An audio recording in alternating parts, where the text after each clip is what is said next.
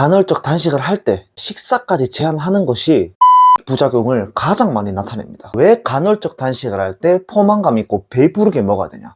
첫 번째는 단식을 통해서 영양소를 흡수 안 했는데 절식을 통해서도 영양 흡수를 적게 하면 우리 몸이 기아 모드로 들어갈 수밖에 없기 때문입니다. 이거는 제가 실제 사례를 들려드리자면 15년 동안 다이어트를 반복하는 분이 계셨어요. 이분이 과거에 어떻게 다이어트를 했는지 봤는데 단식을 하고 나서도 절식을 계속해서 반복을 했습니다. 단식을 정말 잘하셨고 의지력이 너무 좋으셔서 절식도 하셨어요. 몇 달이 지나고 나서 15kg에서 20kg를 감량합니다. 그런데 몇 달 뒤 25kg가 증량이 돼버린 거예요. 요요가 온 거죠. 그래서 다시 단식을 열심히 하고 절식을 했는데 그때부터 다시 살이 안 빠지기 시작하고 조금씩 살이 빠지다가도 5kg, 6kg가 증가하기 시작했다는 거예요.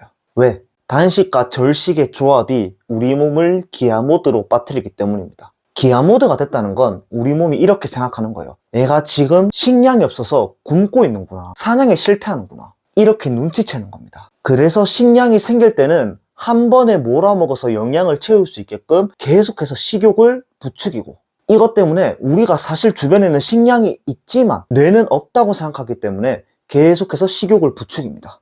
우리는 근데 실제로 주변에 식량이 있기 때문에 언젠간 터지게 되는 거죠. 그리고 플러스 외부에서 식량을 공급 못 받아서 영양분을 투입 못 하고 있으니까 우리 몸의 지방이 에너지로 쓰이겠죠. 근데 내가 계속 못 먹어서 계속 지방을 에너지로 쓰면 우리는 죽게 됩니다. 그래서 이 지방을 최대한 아껴 쓰려고 하겠죠. 그러면 살이 점점 안 빠지는 몸으로 변한다는 겁니다. 이게 바로 기아 모드로 근접한다는 거죠. 여기서 지방이 빠지는 게 아니라 어떻게 되죠? 우리 대가리가 빠지고 손톱 발톱이 약해지고 몸에 있는 에너지를 아끼려고 하다 보니까 심장이 제대로 안 뛰어서 혈액순환이 안 돼서 매우 춥고 손발끝이 차가워지고 이런 증상들이 생긴다는 거죠. 그런데 왜 살이 안 빠지지라며 계속 또 절식을 해보지만 계속 기아 모드로 빠뜨리는 것과 같은 겁니다. 그리고 어느 정도 시간이 지나고 나면 어떻게든 사냥을 해서 먹으라면서 식량 욕구를 일으키게 되죠. 여기서 우리 몸이 가장 요구하는 게 뭘까요? 에너지로 빠르게 들어오는 영양소겠죠. 왜? 내가 지금 굶고 있으니까 빨리 몸속에 에너지가 필요하잖아요.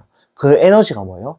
정제 탄수화물이에요. 그래서 적게 먹는 다이어트가 계속 반복되면 단식과 절식을 조합해서 체중을 감량시키다 보면 정제당이 땡길 수밖에 없습니다. 여러분들의 의지력이 쓰레기라서가 아니라요. 그래서 간헐적 단식을 할 때는 기아 모드로 빠지지 않기 위해 정말 잘 먹어야 된다는 뜻입니다. 누차 말씀드리지만 어떻게 잘 먹어야 되는지는 좀 이따가 댓글 참고해 주시고 일단 두 번째 이유도 말씀드릴게요. 이건 꼭 아셔야 돼요. 자, 앞서 알려드린 것처럼 단식까지 하는 건 괜찮은데요. 절식을 반복하게 되면 우리 몸에서 스트레스 호르몬이라는 코티솔까지 분비가 되거든요. 왜? 내가 지금 뭔가를 못 먹고 있으니까 스트레스를 받는 건 당연하잖아요.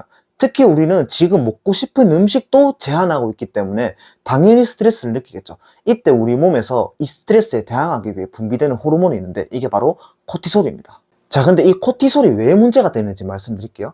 우리가 일단 단식을 하는 이유는요, 굶음으로써 몸에 있는 지방 분해를 차단시켰던 인슐린 호르몬을 낮추기 위해서입니다. 인슐린 호르몬을 낮춰야지 우리 몸에 지방 분해가 일어나거든요. 다이어트를 조금이라도 공부해보신 분 아실 거예요. 근데 중요한 게 뭐냐면 코티솔 호르몬이 인슐린 호르몬 수치를 높인다는 겁니다. 자, 내가 단식으로 인슐린 호르몬 수치를 낮추려고 해도 코티솔 호르몬이 계속 분비되는 상태가 만성적으로 진행되면 우리 몸은 단식을 해서 인슐린 호르몬 수치를 낮추는데 굉장히 방해가 돼요. 그렇게 되면 우리가 단식을 해서 정말 열심히 굶어줬는데 이 코티솔이라는 호르몬 때문에 인슐린 수치가 웬만해서 내려가지 않는다는 거죠. 왜? 그냥 코티솔 호르몬이 인슐린 호르몬 수치를 계속 높여요. 이건 어쩔 수 없는 거예요. 몸의 자연스러운 반응입니다. NIH 미국 국립보건원에서 건강한 성인 남녀 50명을 대상으로 실험을 한 가지 했어요. 스트레스를 유발시키는 인터뷰 상황을 만들고 나서 실제로 어떤 일이 일어나는지 봤는데요. 스트레스를 받게 한 그룹에서는 인슐린 수치 반응이 2배 이상 증가했다는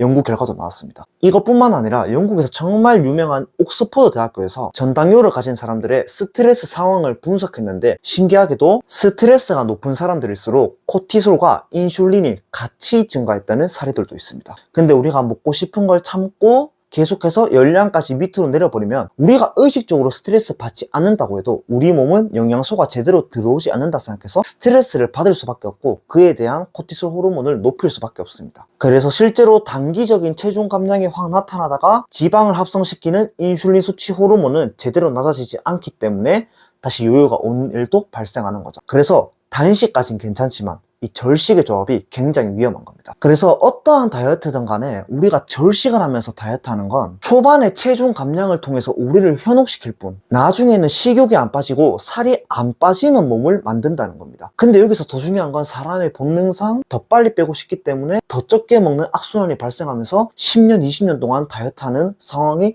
발생하는 거죠. 10년, 20년 다이어트 하는 것도 상관없지만 여기서 또 플러스 폭식장애가 발생하면서 진짜 건강이 싹 다 망가지는 거죠. 자, 그러면 여기서 궁금한 게 있어요. 어떻게 포만감 있게 먹으라는 거냐? 어떻게 배부르게 먹으라는 거냐? 나는 지금 살찔까봐 너무 무서워서 탄수화물도 제대로 못 늘리겠고 강박 생겼어. 이렇게 생각하겠죠. 당연히 이해해요. 저도 그랬고. 그래서 제가 포만감 그 식사법을 어떻게 해야 되는지를 여기 댓글 링크 블로그에 정리해뒀으니까 꼭 필요하신 분만 읽어주시면 되고요. 구독은 안 해주셔도 되니까 영상에 도움 되신 분들은 좋아요 꼭 부탁드립니다. 왜냐하면 좋아요가 정말 다이어트로 고생해서 건강이 망가지는 분들에게도 영상에 퍼질 수 있게끔 도와줄 수 있거든요. 그래서 좋아요만 꼭 부탁드리겠습니다. 감사합니다.